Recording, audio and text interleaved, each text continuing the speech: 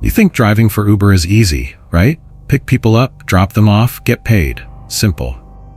But let me tell you, it's not always that smooth. Some nights you end your shift with a few funny stories. Other nights, you're wondering if you'll ever drive again.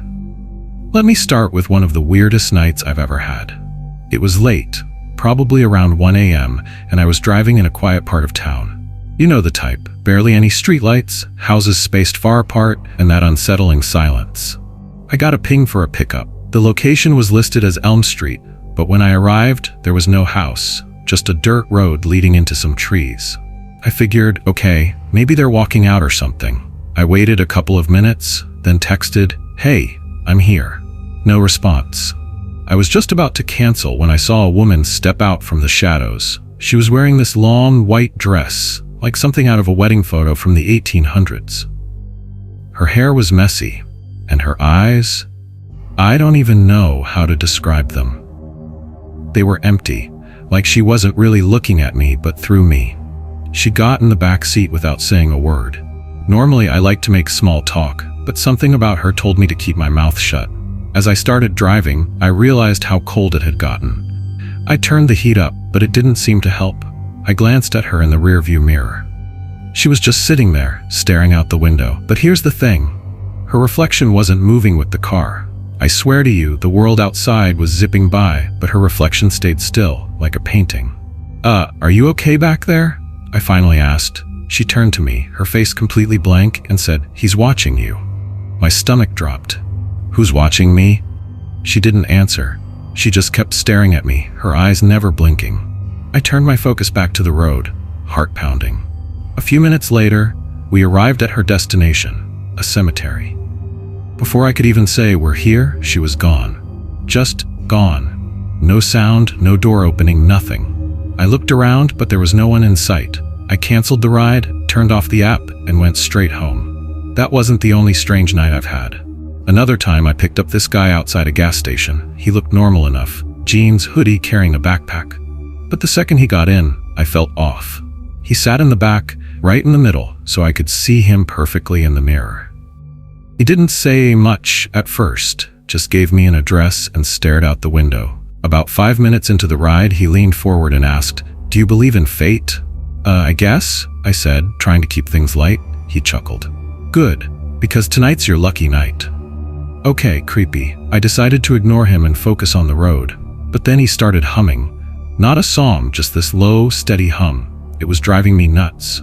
"Hey, could you maybe not hum?" I asked. He stopped, but then he started tapping on the window. Just this constant tap, tap, tap.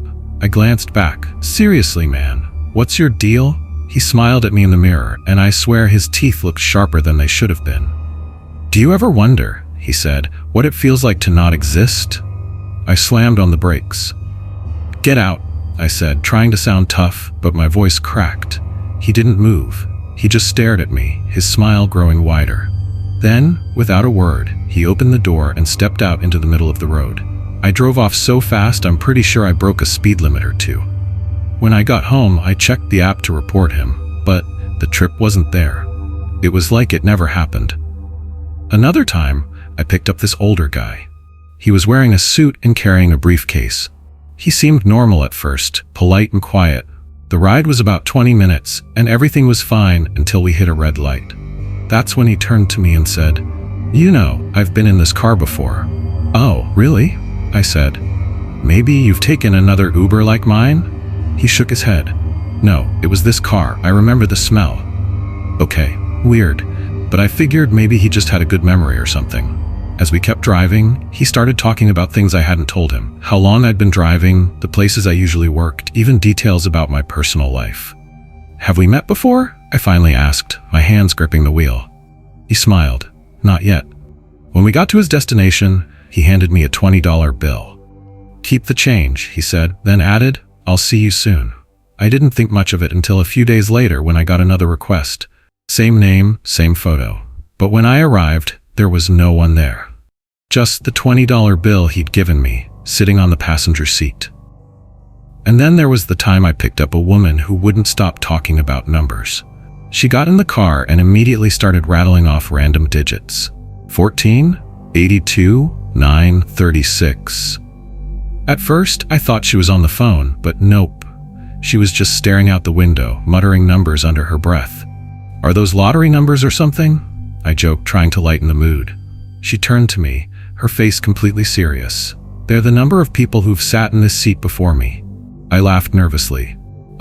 Okay." She kept going. "The number of lives you've touched, the number of breaths you've taken, the number of times you've been watched." "Watched?" I asked, glancing in the mirror. She smiled. "Oh, they're watching right now." I dropped her off as fast as I could, but for weeks after that, I felt like someone was always looking over my shoulder. So yeah, driving for Uber isn't all fun and games. Sure, most rides are normal, but every now and then, you get one that makes you question everything. And if you ever think about becoming a driver, just remember, the scariest part of the job isn't the late nights or the long hours. It's the people, or whatever they are, sitting in your back seat.